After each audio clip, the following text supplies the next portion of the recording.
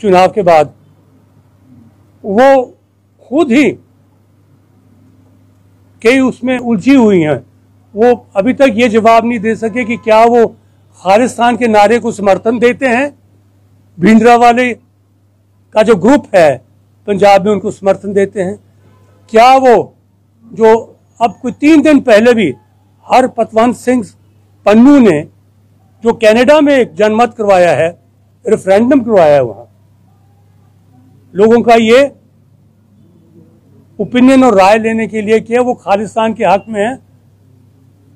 वहां के जो सिख समुदाय के लोग जो कनाडा में बसे हैं, उन्होंने मत दे दिया अपना कि हम खालिस्तान बनवाएंगे। हरपतवंत सिंह पन्नू बार बार कह चुका है कि हमारी केजरीवाल के साथ बातचीत हो चुकी है।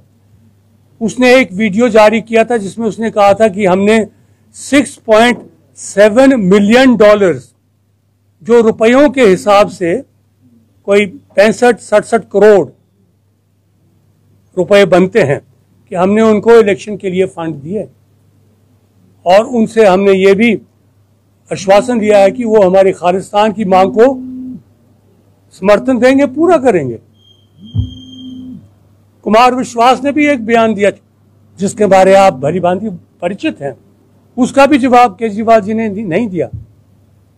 उसमें उन्होंने कह दिया था कि हम कुमार विश्वास को कहा था केजरीवाल कि अगर एक नया देश बन जाए खालिस्तान और मैं उस नए देश का एक आज़ाद देश खालिस्तान का मैं प्रथम प्रधानमंत्री बन जाऊं तो उसमें हर्ज ही क्या। ये कुमार विश्वास का बयान है, उसका खंडन नहीं किया, उसको कॉन्ट्रडिक्ट नहीं किया, आज दिन तक नहीं किया। और यहां तक वो पहुंच गए, वो कह रहे हैं कि अभी 4-5 दिन पहले कहा कि शिमला हमारी राजधानी होगी खालिस्तान की। ये पुराना जो हिस्सा था पंजाब का, वो कांगड़ा वगैरह सारा उनका उस खालिस्तान का भाग होगा। तो वो एक तीसरा विकल्प उभर रहा था, उसके दरवाजे हमारे लिए बंद हो गए। हम तो सच बयान आपके सामने करते हैं, हम एक फौजी हैं, 3 युद्ध मैंने लड़े हैं, 62, 65 और 71 किलो। हमने अपनी देश की रक्षा के लिए अपनी जान की बाजी लगा दी थी। कई हमारे इस क्षेत्र के जो थे वो शहीद हो गए। आज हम इस मामले को अगर मान लें और कहें कि आप पार्टी ही हमारा विकल्प है, तो इससे ज्यादा गद्दारी और कौन कर सकता अपने देश के साथ या हिमाचल प्रदेश के साथ, आप बताइए मुझे। तो वो दरवाजे बंद, उसका जवाब अभी तक नहीं दे रहे हैं। मुझे दुख है जो लोग अभी तक भी केजरीवाल का झंडा उठा रहे हैं। वहाँ दिल्ली में जो उनके घोटाले निकल रहे हैं, उसमें मुनीश सिसोदिया भी सुना पकड़ा जा रहा है। वो लिकर का जो उन्होंने दारू वारू का सिलसिला चलाया, उसमें पकड़ा जा रहा है। केजरीवाल जी का अलग कोई मामला उठ पड़ा है, 1000 उन्होंने लो बॉडी बसेस खरीदी हैं, उसका मामला है। न जाने कहाँ कहाँ ईडी के छापे पड़ रहे हैं। तो ऐसे माहौल में अगर लोग कहें कि हम इस तीसरे विकल्प को समर्थन देते हैं, मैं उनको कहूँगा सोच समझ के करिएगा जो कुछ भी कदम आपने लेना है। खैर, अब आया विशेष मुद्दा। बहुत दिनों से ये चर्चा हो रही है कि मेजर विजय सिंह मनकोटिया क्या कर रहे हैं। हमने कहा था कि हम मैदान नहीं छोड़ेंगे, चुनाव लड़ेंगे। तो प्रश्न उठा कि किस पार्टी से चुनाव लड़ेंगे। मैं तो आजाद हूं, निर्दलीय हूं, बिल्कुल स्वतंत्र हूं, बिल्कुल आजाद हूं, किसी के दबाव में नहीं हूं। और मैंने पहले भी आपसे निवेदन किया था ऐसी ही प्रेस कॉन्फ्रेंस में कि मैं किसी पार्टी के अधीन नहीं हूं। मैं एक लीडर हूं, मास लीडर, पब्लिक का लीडर, किसी पार्टी का बनाया हुआ लीडर नहीं हूं मैं। पहला चुनाव जब मैंने लड़ा था 1982 में, वो भी एक निर्दलीय के रूप में लड़ा था, बीजेपी और कांग्रेस के बरखिलाफ, इनके कैंडिडेट्स के बरखिलाफ, और जीता था। बीच में भी कई चुनाव इंडिपेंडेंट लड़ चुका हूं, और वो विचारधाराओं की लड़ाई थी। कोई कहे कि जी वो हार गए, आप हारे नहीं। हम विचारधारा कभी नहीं हारती है। हमने वीरभद्र सिंह के साथ टक्कर ली थी, इसलिए हम इंडिपेंडेंट उतरते थे। और जब जब मेजर विजय सिंह मनकोटिया कांग्रेस में रहा, तब तक कांग्रेस जीती और कांग्रेस की सरकार बनी। जब जब कांग्रेस ने और वीरभद्र सिंह ने मेजर विजय सिंह मनकोटिया को निष्कासित किया, तब तक कांग्रेस हारी और तब तक वीरभद्र सिंह को हमने मुख्यमंत्री नहीं बनने दिया। यहां तक ये हमारा टकराव पहुंचा था। और आप पूछेंगे टकराव काहे के लिए मुख्यमंत्री के साथ? कुछ समय हम उनके साथ भी चले। टकराव इसलिए क्योंकि वो भेदभाव की नीति बरता था। आज भी कांगड़ा उनकी बदौलत आज जो है भुगत रहा है, जो उन्होंने यहां की लीडरशिप को खत्म कर दिया। निचले क्षेत्र कोई लीडर नहीं है। आप ये लल्लू पंजू ये सारे लड़ रहे हैं आज, ये बौने हैं, बौने नौने बौने। ये कोई कद का लीडर नहीं रहा है कांग्रेस में। कोई ऊना से हल्ला कर रहा है, चिल्ला रहा है, कोई नदौन से हल्ला कर रहा है, चिल्ला रहा है, कोई यहां धर्मशाला बैठा ही हल्ला कर रहा है, सुधार रहा है।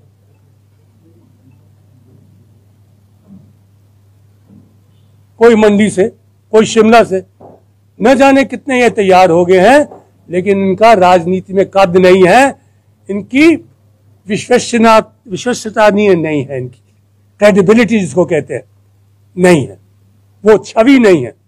बीच में कांग्रेस का एक अध्यक्ष बना कुलदीप राठौर।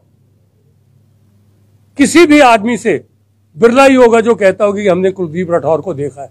वो अध्यक्ष बना दिया था कांग्रेस पार्टी का। तो आज समस्या ये है कि जब लोग कहते हैं कि भाई साहब आप कांग्रेस में जा रहे हैं, मैंने कहा कि उनके साथ उनका प्रस्ताव आया। मेजर विजय सिंह मनकोटिया आजाद है, हमने नहीं ना कोई किसी के साथ बात की, ना हमने कहीं अपने कोई इच्छा प्रकट की कि हम कांग्रेस में जाना चाहते हैं। उनका जो दिल्ली से है प्रस्ताव आया, कई उन्होंने अपने प्रतिनिधि मेरे पास त्यारा भेज दिए कि हमें मेजर साहब को जरूरत है, उनको कहो आ जाएं। कांगड़ा में अगर मेजर साहब आ गए शाहपुर से तो फिर हम 10-12 सीटों के ऊपर हमें फर्क पड़ता है। ये उनकी सोच है, खैर उनकी सोच। लेकिन मैंने उनसे चंद एक प्रश्न पूछे जिनका मैं आपके सामने वर्णन करने जा रहा हूं। मैंने कहा आपने अपनी अध्यक्षा है, जो कांग्रेस पार्टी की वर्तमान अध्यक्ष है श्रीमती प्रतिभा सिंह जी, जिनके पति स्वर्गीय, और अब उनको कांग्रेस पार्टी ने अपने काफी महीने पहले उनको इस पार्टी का हिमाचल प्रदेश। मैं पूछना चाहता हूं कि कानून की नजर में तो वो दोषी हैं। 500 पृष्ठों की चार्जशीट श्री वीरभद्र सिंह, श्रीमती प्रतिभा सिंह, उनके सुपुत्र, और दोनों के दोनों बेल पे छूटे हैं। दोनों के दोनों बेल पे छूटे। आप कहेंगे कि श्रीमती सोनिया गांधी भी बेल पे छूटी है, श्री राहुल गांधी जी भी जेल पे छूटे, बेल पे छूटे हैं। ये बेल और जेल का थोड़ा ही अंतर होता है, तो बेल पे है। तो ये तो तस्वीर उभर के आ रही है कांग्रेस की, बेल बेल बेल। राष्ट्र नेतृत्व भी बेल पे, हिमाचल का नेतृत्व भी बेल पे कांग्रेस का, और एक एआईसीसी की जनरल सेक्रेटरी हैं यहां चंबा की श्रीमती आशा कुमारी, उनको भी, प्रतिभा सिंह जी को भी सब रानी कहते हैं, इनको भी आशा कुमारी जी को भी रानी कहते हैं।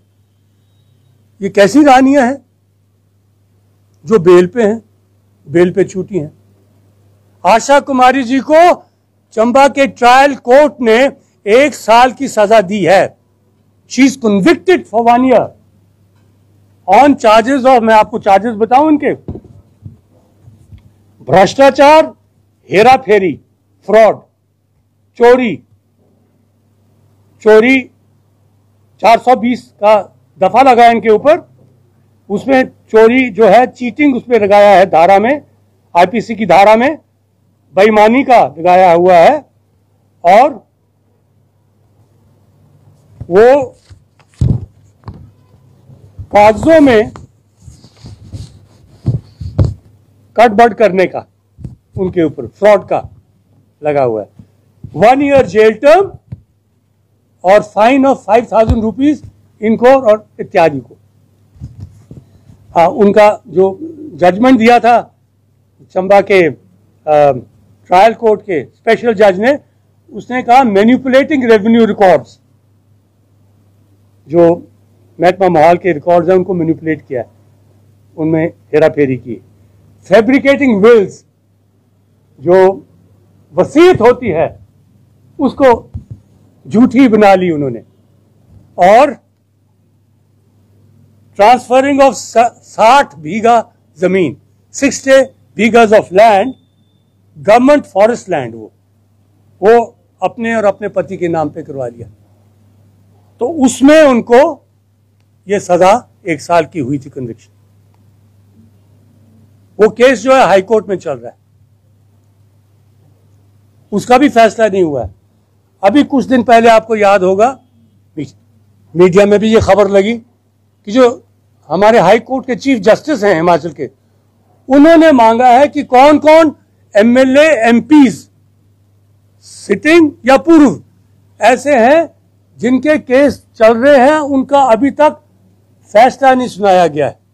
और सरकार के निर्देश और ये जो हमारे न्यायालय हैं इनके निर्देश हैं कि ये जो एमपी और एमएलए हैं इनके ऊपर जितने भी केस बनते हैं 1 साल के अंदर अंदर फास्ट ट्रैक कोर्ट में इनका फैसला होना चाहिए।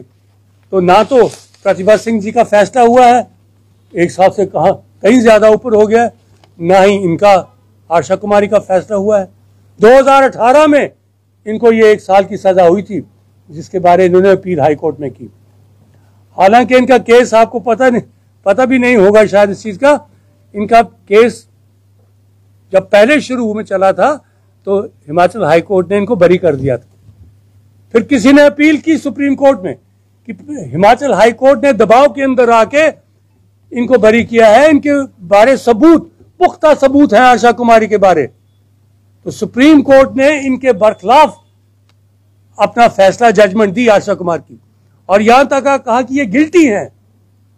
और हिमाचल प्रदेश हाई कोर्ट को लताड़ा इन्होंने कि केस दोबारा इसकी रीट्रायल की जाए।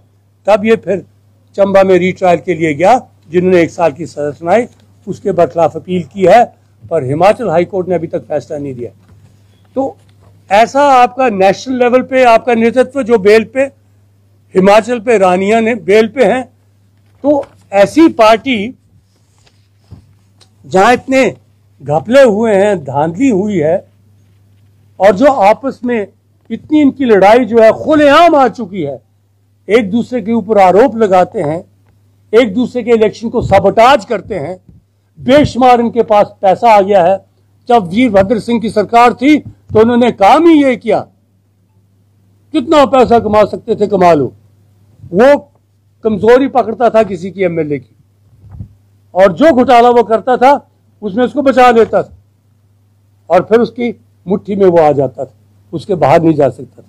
ये उनकी कौटल्य नीति थी, चाणक्य नीति थी। और इसी तरीके से, इसी माध्यम से यहां कोई भी कद का लीडर जो था, जो ईमानदारी के रास्ते पे चलता था, कांगड़ा या निचले क्षेत्र का कोई भी लीडर उन्हें बख्शा नहीं। आज सफाया है। तो ऐसी स्थिति में मैं आपसे जानना चाहता हूं और हिमाचल की पब्लिक से जानना चाहता हूं, आप चाहते हैं कि मेजर विजय सिंह मनकोटिया ऐसी पार्टी में चला जाए? पूछ रहा हूं मैं आपसे, आपके माध्यम से वो जवाब दे पब्लिक, मेरी शाहपुर की पब्लिक। शाहपुर में एक और बौना तैयार कर दिया था मेजर हमारे वीरभद्र सिंह जी ने, जिसके पिताजी के ऊपर गबन का केस बना हुआ था और साबित हुए थे वो कि वो दोषी हैं। जिनका एक भाई जो था, इनकी किस्म ही बदल दी, चेंज ऑफ लैंड यूज कर दिया, वो सस्पेंड हो गया। 2 साल के बाद वीरभद्र सिंह ने उसको भी बहाल कर दिया, क्योंकि भाई थे। पैसे की तरह उन्होंने, पानी की तरह पैसा हक मिलना चाहिए था एक्स सर्विसमैन को, वो नहीं मिला। उसके लिए हमने उसको घेराव करना चाहिए था, ये पुलिस ग्राउंड में लाठीचार्ज करवाई, और हम 4 जनों को उसने जेल में 32 दिन तक रखा। और जज के ऊपर दबाव डाला कि इसको सजा दो, दोषी दो। जज दमदार था, हिम्मत रखी उसने और कहा कि बेकसूर है, बेकसूर निकले, हम साबित हुए। लेकिन उसने अपनी तरफ से कोई कसर नहीं छोड़ी कि निचले क्षेत्र के से कोई लीडर उभरे ही ना, और कोई लीडर उभरे तो मेरे साथ मिलके उभरे, हेरा फेरी में भी मेरे साथ मिल जाए। हेरा फेरी मैं इसलिए कह रहा हूं क्योंकि उसके ऊपर भी 420 का तो केस चला था ना दिल्ली हाई कोर्ट में। वो तो सिर्फ क्योंकि स्वर्गवास हो गया इसलिए केस खत्म हुआ, लेकिन दिल्ली कोर्ट ने अभी तक जजमेंट नहीं सुनवाई। अब प्रतिभा सिंह को सुनवाएंगे, वो विक्रमादित्य को सुनवाएंगे। तो ऐसे माहौल में जो मेरे पर लोग प्रेशर डाल रहे हैं कि आप कांग्रेस में जाइएगा, और कांग्रेस वाले मुझे आके प्रस्ताव दे रहे हैं कि मेरे साहब आप आइएगा, शाहपुर से आपके लिए टिकट रखा है, हमने सर्वे करवा लिया, आप विनिंग कैंडिडेट हैं। अरे विनिंग कैंडिडेट और साथ में कह रहे हैं कि कांगड़ा में आपके आने से हम 10-12 सीटें और जीत जाएंगे। लो, आप 10-12 सीटें जीत जाइएगा और मेरे विजय सिंह मनकोटी को हरवा दीजिएगा। हम पहले भी तो वीरभद्र सिंह ने यही किया, जितनी बार हम वहां से इंडिपेंडेंट लड़े या एक दफा कांग्रेस के टिकट पे भी लड़े तब भी हरवा दिया। उनको कहा, अपने ही समर्थकों को जो ये साथ जो इनके साथ चलते थे, कांग्रेस को कहा कि बीजेपी को वोट डाल दो, और बीजेपी से पैसा लेकर वोट डाला। ये तो इनका ईमान है लोगों का, ऐसी तो इनकी राजनीति है। मैं आपको राजनीतिक तस्वीर का दृश्य दिखा रहा हूं, मैं बड़ी खुली बात आपसे कर रहा हूं मैं आज। ये हिमाचल प्रदेश की राजनीति है। अग्निहोत्री जी बयान देते हैं, उसको वीडियो आपका सारा वो क्या कहते हैं वायरल हुआ, बयान देते हैं कुछ दिन पहले कि ये तो बड़ी धांधली हो रही है कांग्रेस पार्टी में, यहां तो टिकट बेचे जा रहे हैं। मुकेश अग्निहोत्री जो यहां विपक्ष विधानसभा में लीडर बैठा हुआ है, वो कह रहा है कि कांग्रेस में पार्टी के टिकट जो है वो बेचे जा रहे हैं, पैसा लेकर दे दिए जा रहे हैं, और मैं बड़ा खफा हूं। मैं ये बर्दाश्त नहीं करूंगा।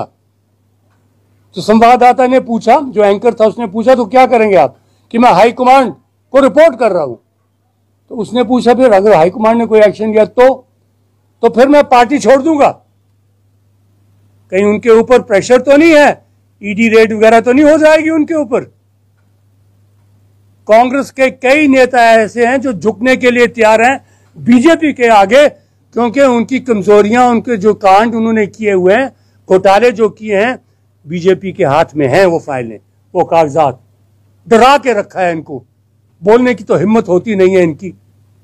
क्या बोलेंगे ये? अगर आपका दामन साफ नहीं है तो क्या बोलेंगे? किसी को क्या चुनौती देंगे?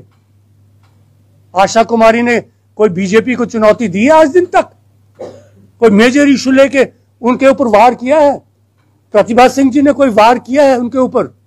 इतने मुद्दे हैं बीजेपी के वर्तमान सरकार के खिलाफ, सिर्फ 2 मुद्दे उठाते हैं, महंगाई और बेरोजगारी। अरे उनकी पोल खोलिएगा। उन्हीं के लोगों ने, बीजेपी के लोगों ने इल्जाम लगाए हैं अपने ही लीडरशिप के ऊपर। उन्होंने विजिलेंस इंक्वायरी मांगी है उनके ऊपर। जब एक नेता को, बीजेपी को, यह संकेत मिला कि शायद उनको कैबिनेट से ड्रॉप किया जाएगा, तो उन्होंने मुख्यमंत्री को और पार्टी के अध्यक्ष दिल्ली में बैठे जेपी नड्डा जी को यह कहा कि मुझे ड्रॉप करने से पहले कैबिनेट से ये जो 2-3 मंत्री हैं इनको ड्रॉप कीजिए, क्योंकि इन्होंने तो मेरे से भी ज्यादा जायदाद, जमीनें, होटल, मकानात, क्या क्या नहीं बना रखे। ये तो एक दूसरे के ऊपर आरोप लगा रहे हैं। पर क्या कांग्रेस वालों ने ये हिम्मत उठाने की? क्योंकि अपना दामन का झांक के देखे तो देखिए क्या क्या घोटाले इन्होंने किए हैं। तो ये वर्तमान राजनीति की हालत है हिमाचल प्रदेश में। इसलिए मैंने चाहा कि मैं आपसे एक, जैसे कल दलाली के आरोप लगे हुए इनके, नारी शोषण के आरोप इनके ऊपर हैं, धंधा और कारोबार इन्होंने बना रखा राजनीति को, 2 नंबर का व्यापार चल रहा है इनका, मालो माल हो गए हैं और मैदान में उतर आ रहे हैं। जब वीरभद्र सिंह जी सक्रिय थे राजनीति में। देखिए, एक प्रश्न उठा कि जी दिल्ली में जब आपके बारे बात चली तो यहाँ के किसी नेता ने कहा कि अरे मनकोटिया जी को काहे के लिए आप लेना चाहते हैं कांग्रेस में वापस। वो तो राजनीति से पीछे हट गया। और वैसे भी उनकी तो उम्र जो है 80 साल की हो गई है। मेरी उम्र 80 साल नहीं, 82 साल है। I am 82 years old. पर देखिए विडंबना कि जब 88 ईयर्स, कितने 88 साल होते हैं, 88 ईयर्स, जब 88 साल के वीरभद्र सिंह जी हो चुके थे, अच्छे खासे बेचारे बीमार भी हो गए थे, तब भी उनसे कह रहे थे कि 7वीं बार हमारे वीरभद्र सिंह जी मुख्यमंत्री बनेंगे। 7वीं बार हमारे वीरभद्र सिंह जी मुख्यमंत्री बनेंगे। क्या दुर्दशा हो गई।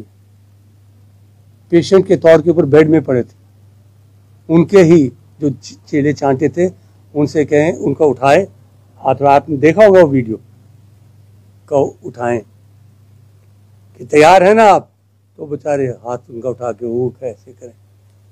ये तो राजनीति की हालत है। यहां तक गिरावट आ चुकी है हमारी। 7वीं बार at the age of 88 years उसको कांग्रेस 7वीं बार मुख्यमंत्री बनाने के लिए तैयार है।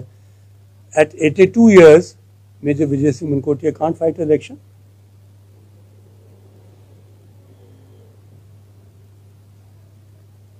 देखिए, जो सच्चाई और ईमानदारी का रास्ता है, कठिन रास्ता है जरूर है, लेकिन आदमी की सेहत और तंदुरुस्ती बनी रहती है।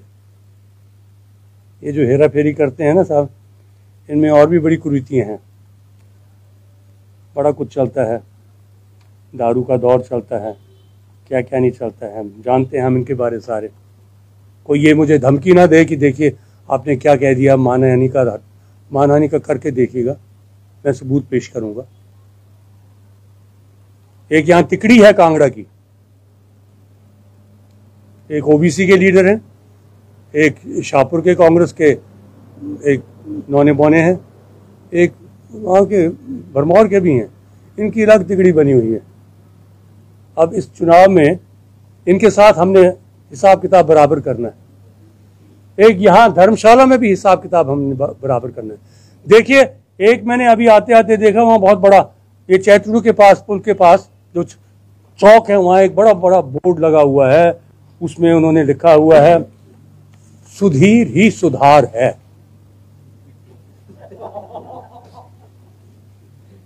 अरे उधार पे है, बैजनाथ से आया हुआ सुधीर उधार है, सुधार नहीं है। और मैं धर्मशाला के यहाँ के वोटर्स और जो जनता है उनको कहूंगा कि कुछ तो सोचिएगा। आप इतने गए गुजरे तो नहीं है कि आप अपना धरती पुत्र यहां का नहीं खड़ा कर सकते हैं। धरती पुत्र खड़ा कीजिएगा। कितने समुदाय हैं यहां, गद्दी समुदाय हैं, गोरखा समुदाय हैं, चौधरी समुदाय हैं, ओबीसी समुदाय हैं, हर जाति के समुदाय हैं। तो बैजनाथ से ही आपने इंपोर्टेड मटेरियल ही आपने लेना है क्या? और फिर वो वही सुधार है जो मैदान जंग से भाग जाए, वो सुधार कैसे हो सकता है? उसको तो भगौड़ा कहते हैं। यहां जब बाय इलेक्शन हुआ था तो उसको टिकट दे रहे थे, हालात देख के कि मैं जीतूंगा नहीं, भाग गए, भगौड़ा हो गया। मैं आर्मी में रहा हूं, आर्मी में जो भगौड़ा हो जाता है उसको डिजर्टर कहते हैं और उसका कोर्ट मार्शल होता है। धर्मशाला की जनता को चाहिएगा कि अपने अदालत बिठाओ और कोर्ट मार्शल करो ऐसे ऐसे लोगों का। इतना शोषण धर्मशाला में हो रहा है, इतना बड़े बड़े इश्तहार निकल रहे हैं, फ्रंट पेज पे इश्तहार निकल रहे हैं। और क्या बात है फिर बांके बिहारी जी, तस्वीरें देखता हूं मैं बांके बिहारी, सफेद व्हाइट वॉश, चेहरे भी कपड़े भी वाह यार बिल्कुल सफेद, और करतूतें। बात मैं कर रहा था वीरभद्र सिंह जी ने, जब वो सक्रिय थे राजनीति में, तो कहीं उन्होंने मीटिंग की और कहा कि ये हमारी कांग्रेस में ब्लैक शीप्स बड़े हैं, काली भेड़ें बड़ी हैं। उसमें पता नहीं मेरा नाम लिया कि नहीं, पर मतलब संकेत ऐसे ही होते थे कि 3-4 हैं जो उनका विरोध करते थे कि ये काली भेड़ें, ब्लैक शीप हैं ये। एक हमारे यहाँ परागपुर के साथ वो लगता है एक और कॉन्स्टिट्यूंसी, नहीं जी, पहले थी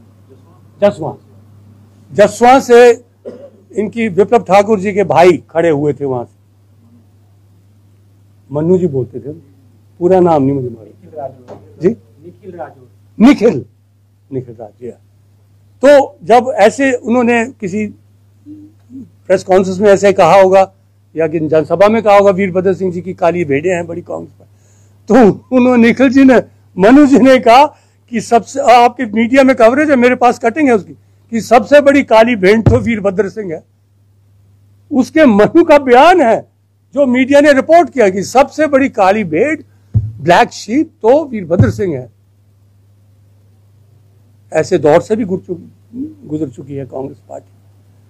तो आपसे हम यही कह रहे हैं कि आज मैं बात करता हूं आपसे, पहले भी मैंने कहा कि पॉलिटिशियन में, बाद में पॉलिटिशियन नहीं हूं मैं एक फौजी हूं, एक सोल्जर हूं, एक वॉरियर हूं, सोल्जर से भी ऊपर उठ के मैं वॉरियर हूं, लड़ना जानता हूं, योद्धा जिसको कहते हैं, योद्धा हैं हम, डरने वाले नहीं है इनके, पर इनकी जो हकीकत है वो कोई बयान करने से डरते हैं, हम डरते नहीं हैं। ये हालात हैं इनके। ये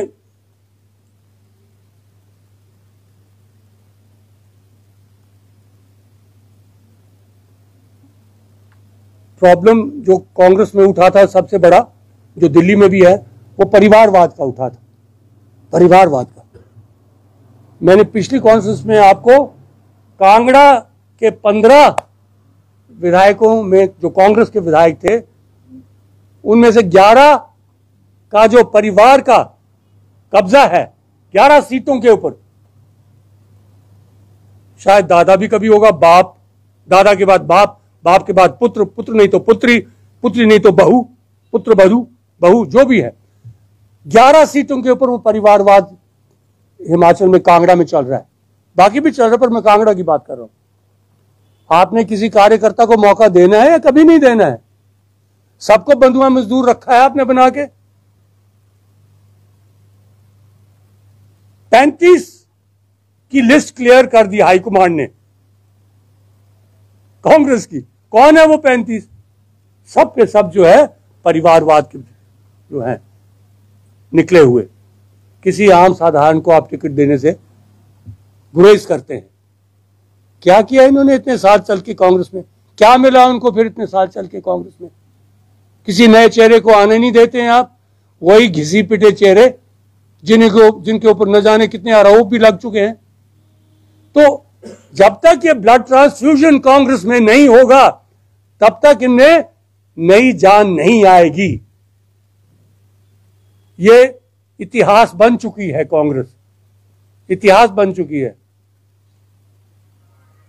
it is history, it belongs to history. अगर मेरे पर यकीन नहीं है तो कल जो राजस्थान में हुआ है वो भी आपने देख लिया होगा ना।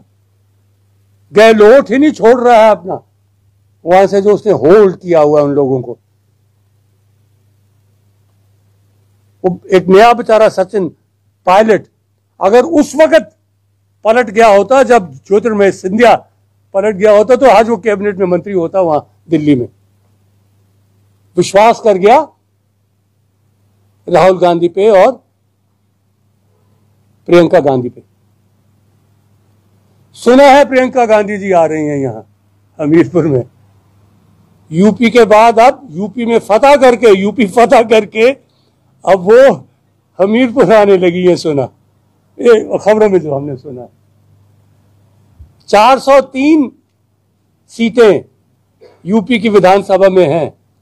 उसमें प्रोजेक्शन थी, ये बताया गया था कि अगर कांग्रेस जीती है तो प्रियंका गांधी ही यहां की मुख्यमंत्री बनेगी। प्रियंका गांधी इंचार्ज थी यूपी के, बड़े दौरे किए, मीडिया ने बड़ा अच्छा कवरेज दिया, किसी को यहाँ से जबकि किसी को यहाँ से, किसी के साथ बैठ के खाना, नीचे बैठ के खाना, किसी के साथ दो आंसू बहाना। और 403 सीटों में से प्रियंका गांधी वाड्रा कितनी सीटें जीत के लाई?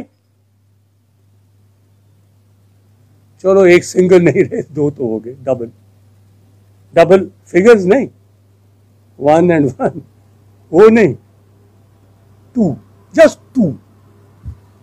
ये नेतृत्व कांग्रेस का है। और फिर आप कहते हैं कि मेजर विजय सिंह मनकोटिया कांग्रेस में आ जाइएगा। देखिए 5 साल हो चुके बीजेपी के, अब 5 साल कांग्रेस के हैं। अब हमें मौका मिलना चाहिए लूटने का ना, फिर बारी बारी लूटें, अच्छा रहेगा। फिर मैं तो आपके माध्यम से ये पूछना चाहता हूं कि हिमाचल वासियों, आपको क्या हो गया है? कुछ तो सोचो, कुछ तो परिवर्तन लाओ, व्यवस्था परिवर्तन कीजिएगा, ईमानदारी की कदर कीजिएगा। ये देवभूमि है, देवभूमि के ऊपर कलंक मत लगाइएगा, ऐसे लोगों को मत आगे लाइएगा, हिम्मत करिएगा, बोलिएगा, डरिएगा मत। यही फौजी हिमाचल प्रदेश के जिन फौजी संस्था का मैं अध्यक्ष भी हूं, हमें नाज, हमें फख्र है कि हमने अपने देश में जब जब भी दुश्मन ने हमारे पर आक्रमण किया, हमने छाती उनके ऊपर गोलियां चलाई और छाती पे गोली खाई, पीठ नहीं दिखाई। इतनी बहादुरी, इतने परमवीर चक्र हमारे, इतने हमारे शहीद, इतने 1200 हमारे विजेता बहादुरी के 1200। और फिर वो बहादुरी यहां कहां है? निकल जाती है हमारी सारी बहादुरी। राजनीति में निकल गई सब बहादुरी, छोड़ देते हैं आप। अच्छे अच्छे खासे भूतपूर्व सैनिक भी खड़े हो जाते हैं जी, अदम तो बाहर थोड़े हैं जी, थोड़े करनी चला करते। और फिर आने वाले चुनाव में आपने देखना, पैसा, कैश और दारू चलेगा, हर इलेक्शन में चलता है। इतना पैसा और दारू हमारे पास नहीं है, मेजर विजय सिंह मनकोटिया के पास नहीं है, मेरी हराम की कमाई नहीं है। पर जिस तरीके से आप लोगों ने राजनीति में आगे पैसा कमाया है, फिर आप कहते हैं कि हम इलेक्शन में वही तो खर्च करेंगे। तो ये धंधा कब बंद होगा? बड़ा दुख है हमें, और हम चाहते हैं कि आप, ये भी एक महाभारत है। अब अच्छे भले किसी जमाने में कांग्रेस वाले पांडु थे, इस देश को स्वतंत्र करवाया, अब कौरवों का रूप धारण कर लिया है। और एक इनको बीजेपी में वो श्री नरेंद्र मोदी, भाई नरेंद्र मोदी जी टकर गए हैं, वो अर्जुन बन गए इनके लिए, वो मरिया मेट करे जा रहे हैं, जा भी जा रहे हैं। इनका कौरव बन के नहीं होगा, आप नहीं चल सकेंगे कांग्रेस पार्टी जब तक आप में वही भावना नहीं आए, सत्य की, धर्म की, ईमानदारी की, जब तक आप भावना नहीं है। ये सारा जैसे ताश के पत्तों का हम घर बचपन में बनाते थे, ताश के पत्तों का घर, ये ताश के पत्तों का घर बना है, ऐसे करके गिर जाएगा, थोड़ा सा हवा का झोंका आएगा, गिर जाएगा, वो नौबत आ गई। जहां जहां कांग्रेस लड़ी है, जब जब राहुल गांधी जी की लीडरशिप का प्रश्न आया, सब जगह हारी है। आज आप कभी 400 से ज्यादा सीटें पार्लियामेंट में जीते थे, लोकसभा में, आज आप 44 के ऊपर उतर आए। 2 बार हार चुके हैं आप वहां, एक राज्य के बाद एक राज्य आप हार चुके हैं, सरकारें आपकी गिरती जाती है। पंजाब आप जीत सकते थे, पर आपने वहां एक बड़ा कलाकार नवजोत सिंह सिद्धू कलाकार भेज दिया, वहीं भट्टा बैठ गया, वो चन्नी जी बना दिया आपने, वो वहीं भट्टा बैठ गया। तो अब हिमाचल प्रदेश में आप किस कलाकार को भेजने वाले हैं भगवान जाने, पर हालात अच्छे नहीं हैं। मैं यही कहना चाहता हूं कि कांगड़ा के स्वाभिमान के लिए लड़ाई में लड़ता रहूंगा, चुनाव भी मैं लड़ूंगा, कांग्रेस पार्टी से नहीं लड़ूंगा। कैसे लड़ूं, किस मन से लड़ूं, वो मेरे लिए ऑप्शन खुले हैं, पर लड़ूंगा इसलिए क्योंकि ऐसे तत्व जिनको कांग्रेस ने इस वक्त तक क्लियर कर दिया है, उनको मैंने बर्तन चुकाना है। एक धर्मशाला है, एक अगर शाहपुर में उस नानू बानू को लाते हैं तो उसका बर्तन चुकाना है मैंने। एक हमारे वहाँ वो जो तिकड़ी मैंने बताई, वो पता नहीं वहाँ पोंग डैम के पास पड़ती है उनकी कॉन्स्टिट्यूंसी, ज्वारी कहते हैं कि क्या, उनका भी बर्तन मैंने चुकाना है। और एक आधा और है, तो ये बहुत, ये 82 ईयर्स का हूँ मैं अभी, भगवान जाने आगे कितनी उन्होंने मुझे मोहलत दी है, पर जाने से पहले ही मैंने बर्तन दे के जाना है, ऐसा संकल्प मैंने भी किया। और चेतना मैं कांगड़ा में जरूर लाऊंगा कि कब तक आप जिंदा लाशों की तरह आप घूमते रहोगे। जिंदा लाशों से ज्यादा आपकी कोई कदर नहीं है, क्योंकि आप बोलते नहीं हैं, आप डरते हैं, अपना हक नहीं मानते हैं। आज शांता जी के बाद, शांता कुमार जी के बाद कांगड़ा का कोई चीफ मिनिस्टर नहीं बनने योग्य है। बनाओ इस चुनाव में कांगड़ा का चीफ मिनिस्टर, कांग्रेस से पूछो बनाओगे आप, बीजेपी से पूछो बनाओगे आप। शिमला को मौका दे दिया आपने, मंडी को मौका दे दिया आपने, हमीरपुर को मौका दे दिया, कांगड़ा का नंबर कब आएगा? आप शांता जी के बाद कोई ऐसा नेता यह नहीं है जो यहां का मुख्यमंत्री बन सके। सोचो इसके बारे, सोचो। मैं आप जैसे महान जो हमारे प्रतिनिधि हैं मीडिया के, उनसे ही दरखास्त करना चाहता हूं कि आप पब्लिक से ये जानने की कोशिश कीजिएगा कि आपकी क्या राय है, आप मेरे साथ सहमत है या विरोध करते हैं मेरा, आप जो मैंने कहा है। और कांगड़ा को ऐसे ही आप घसीटते रहेंगे। हम 2 नंबर के नागरिक हैं, प्रथम नंबर पे नहीं है, हम 2 नंबर के नागरिक।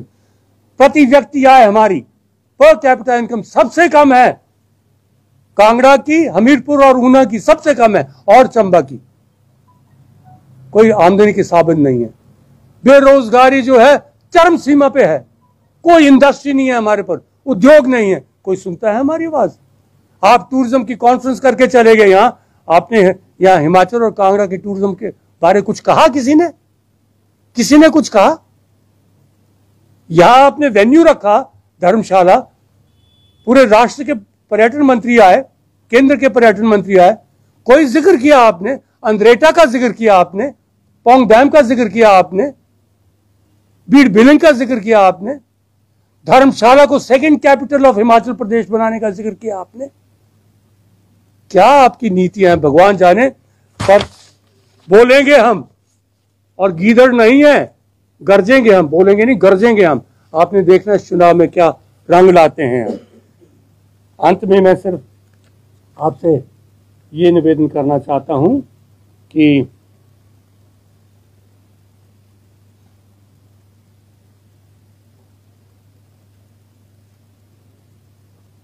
पार्टी, कांग्रेस पार्टी जो है, अब संक्षिप्त में बता रहा हूं, कर्महीन, धर्महीन और शर्महीन बन चुकी है।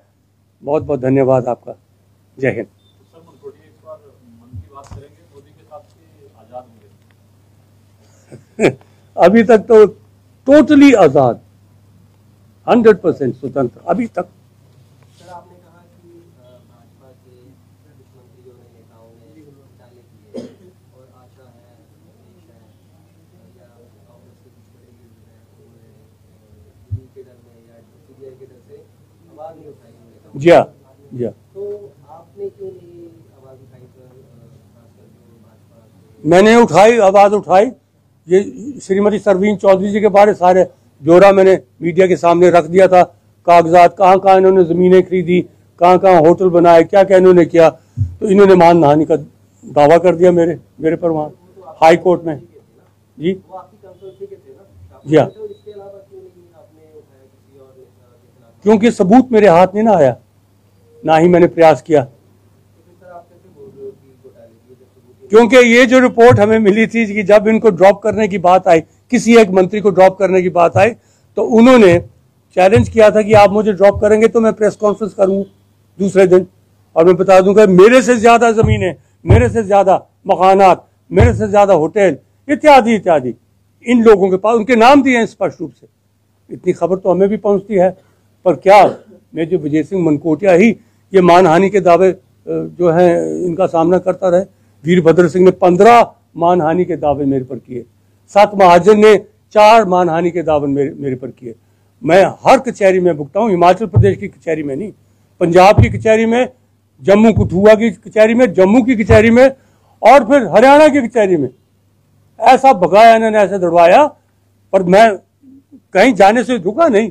ये भी नहीं कहा कि मुझे गैर हाजिर करने की मुझे इजाजत दी जाए कि मेरे वकील पेश होंगे। मैं हर जगह पेश हुआ और सब झूठे मुकदमे बनाए थे।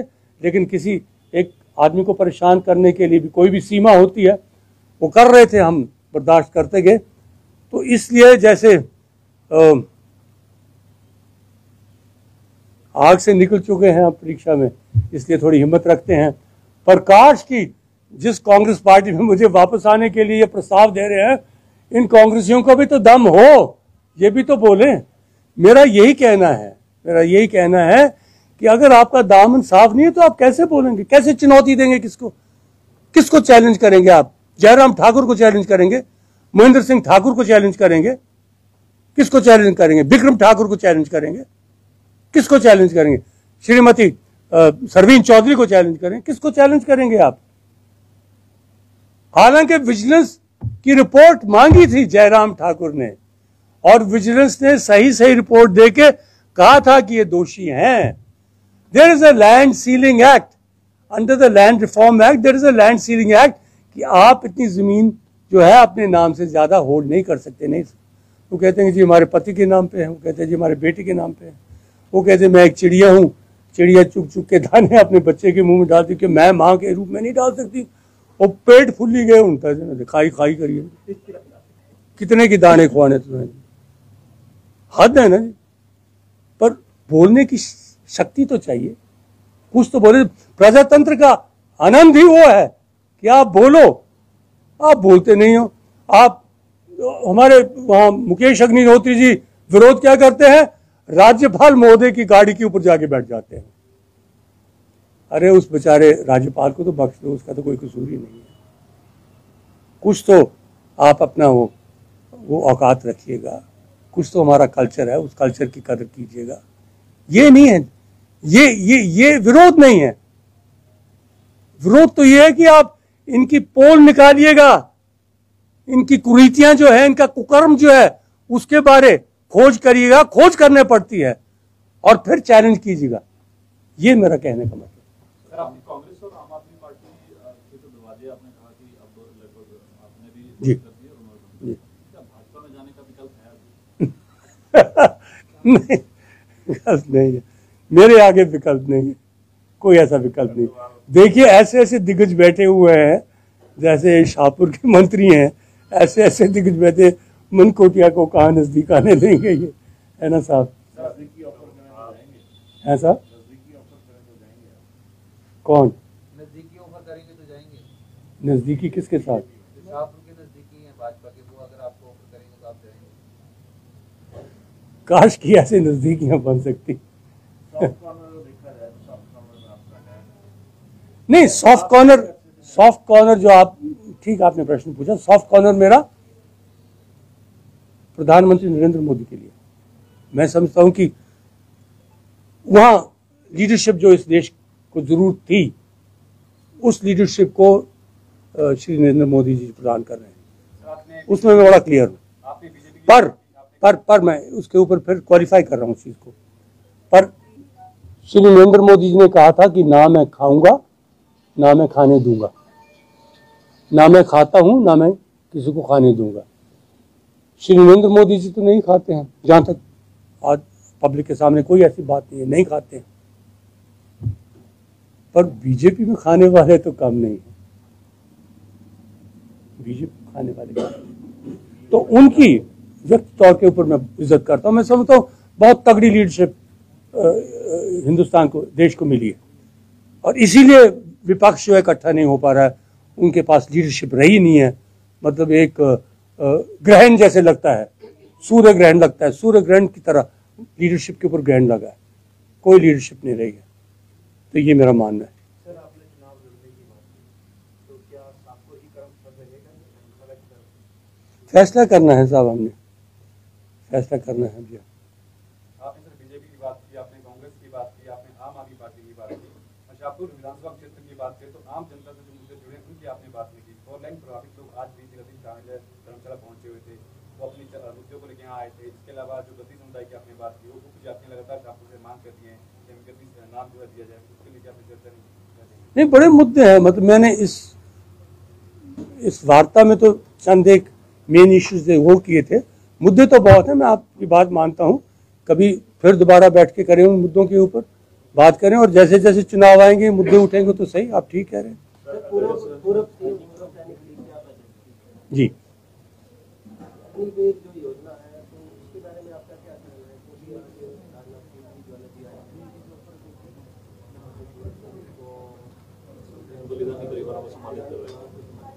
जी जी, जो मेरे ख्याल काफ़ी प्रयास कर रही है केंद्र सरकार लोगों में जाकर उनको आश्वस्त करने के लिए कि ये जो योजना है ये ख़राब योजना नहीं है, लेकिन हमारे दृष्टिकोण से बहुत ख़राब योजना है। हमने पहले भी बयान दे दिया है, वो मतलब आपके सोशल मीडिया पे वायरल हो गया था। मतलब कहाँ के उसके ऊपर हमें आए, महाराष्ट्र के, राजस्थान, यूपी के, बिहार के। उसमें हमने जैसे इन्होंने ये लागू की थी ये योजना अग्निपथ और अग्निवीर, उसी वक्त हमने कहा था कि आप आग के साथ खेल रहे हो। ये इन द लॉन्ग रन भविष्य में ये घातक सिद्ध होगी हमारे देश की रक्षा और सुरक्षा के लिए। 4 साल में कोई, जैसे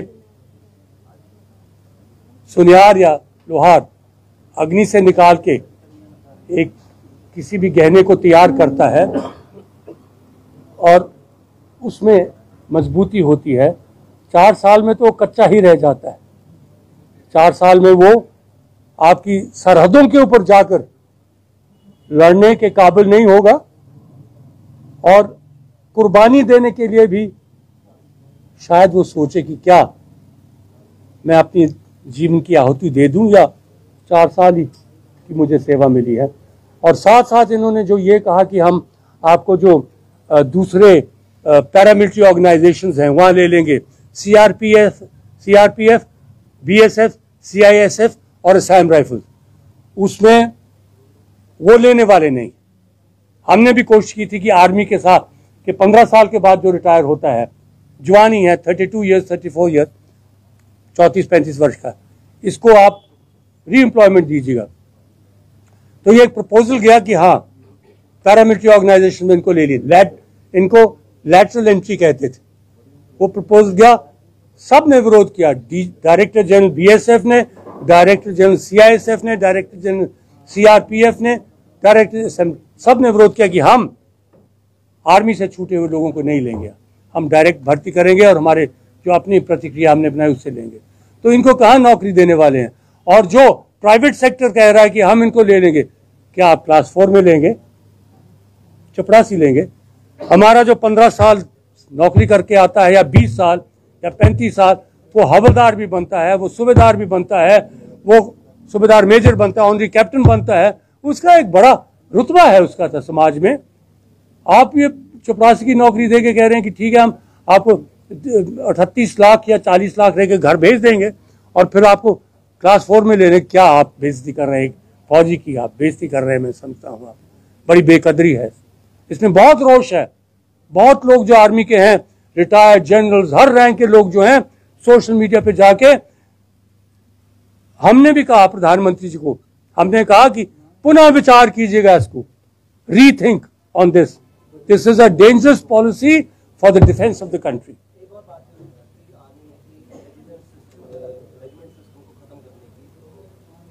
वो और भी घातक है साहब, ये बहुत गलत है कि आप जो कॉलोनाइजेशन हुआ था, जो ब्रिटिश राज था, उनका जो साम्राज्य था, आप उस चीज को खत्म करना चाहते हैं, ठीक है, आपने खत्म कीजिएगा उसको। आपने नेताजी की वहां प्रतिमा लगा दी, हमने स्वागत किया, बहुत अच्छी की आपने बात। लेकिन आप जो प्रथाएं हैं, परंपराएं हैं बनी हुई, वो सिर्फ अंग्रेजों की देन नहीं है, वो हमारी पहले भी हमारा इतिहास बताता था, हमारे में चलती थी। और देश जो हैं, अमेरिका है, फ्रांस है, ये सब देश में आर्मी में चलते हैं। तो आर्मी को आप इतनी ही आर्मी के साथ छेड़खानी मत कीजिएगा, मैं ये कहना चाहता हूँ। आप आर्मी को चलने दीजिएगा। आज दिन तक 62 की लड़ाई के अलावा हमारी हिंदुस्तान की इंडियन आर्मी ने देश का सिर जो है और तिरंगा जो है ऊंचा रखा है। इसको रहने दीजिएगा, ये कभी भी देश को झुकने नहीं देगी और इसकी आज़ादी को हम संभाल के रखेंगे, बरकरार रखेंगे। ये श्रेय जो है आर्म्ड फोर्सेस को जाता है, आर्मी को जाता है।